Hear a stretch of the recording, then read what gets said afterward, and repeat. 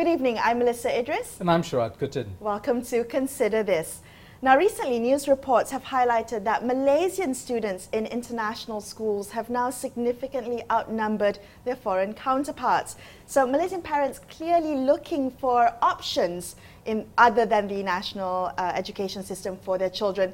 We're going to be focusing on that on the show today. We welcome to the show Jeffery Beard, Director General Emeritus of the International Baccalaureate, as well as Vincent Chian, Principal for Fairview Kl Campus, which Fairview International Schools are IB accredited schools. So welcome to the show, gentlemen. Thanks very much, Melisa. Glad to be here. I would like to set the scene first, Jeffery, if I may, with you, with I guess a better understanding of the International Baccalaureate. I mean, for many of us who are not parents or who are not thinking about sending children to the International Baccalaureate system, could you explain a little bit what IB entails? Sure. IB basically deals with primary and secondary education. It was founded a little over 50 years ago by a group of educators in Europe to produce a program that was, at that point with the diploma program, better than any national high school program in the world. Coupled with a need for international mindedness and understanding and appreciation of culture. This program was emanated out of the, after World War II, with the thought that if people could understand each other and relate to each other better, it would eliminate war. So that's always been part of the IB's ethos.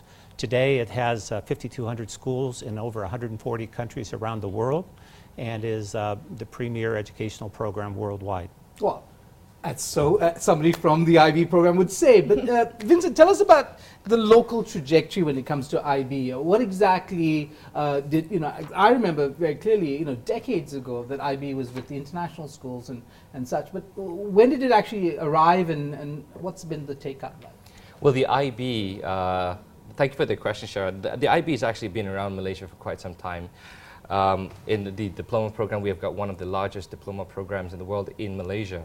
Actually. As of recently, I think the Malaysian parents are looking for something different, something that's going to prepare their children for a very volatile and uncertain future. They know that whatever we've been doing before is not going to get us anywhere further than A to B. That's worked all this time. They need to know how to go from B to C, and they're looking for something that's going to prepare them for the future.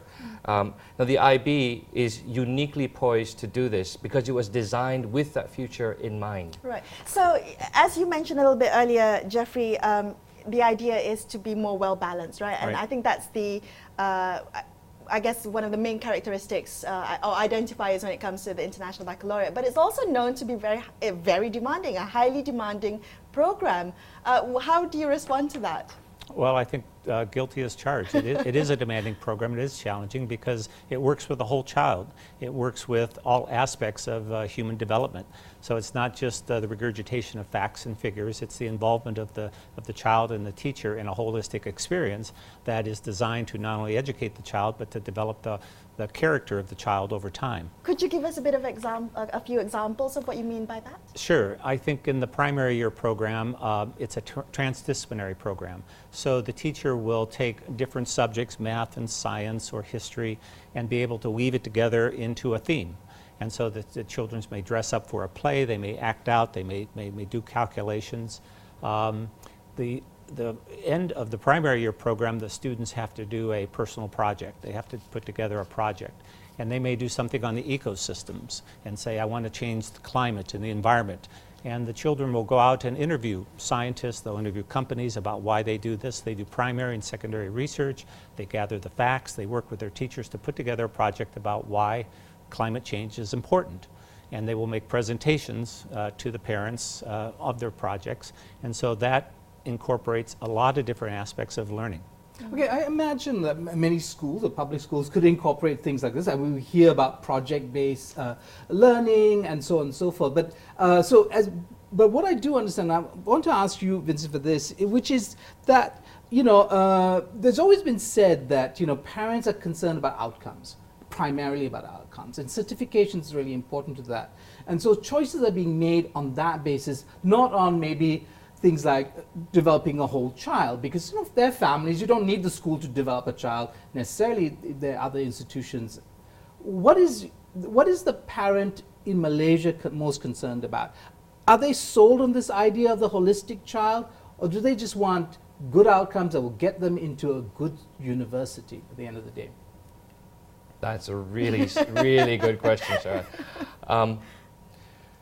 I think parents are divided. The most I've ever seen a parent proud is when they told me, my son did something amazing today. And he's usually not going to be telling me, oh, my son got straight A's on stage. He's going to say, there was a kid sitting really quietly in the canteen, and my son walked up to him, and they sat together, even though he didn't know the other kid, and he shared his food. When I speak to parents about what really makes them bloom and what really makes them go fuzzy inside and feel strongly about what they do, that it's right, it's not usually the academic. The focus on academic results, I think, it's something you can't negotiate. They need to get to university.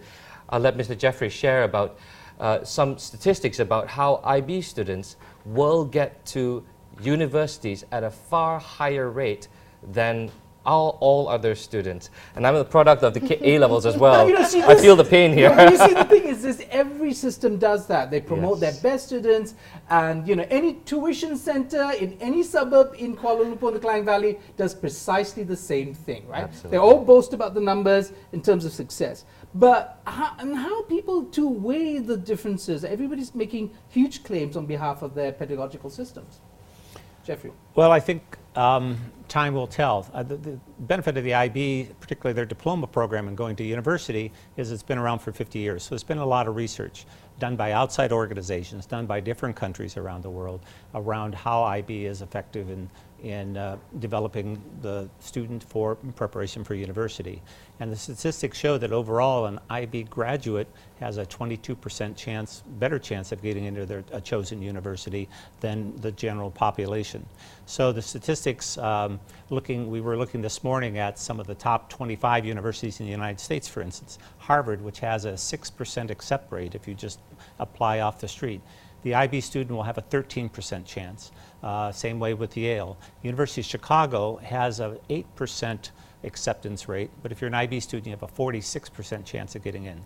Point is you have twice, 3 times, 4 times as likely to get into the university of your choice if you have the diploma. So is it the certification? What is the differentiating factor? The universities have found that these students are better prepared. They don't, the certification is nice. It's a stamp of quality to say, all right, there's something there that's consistent.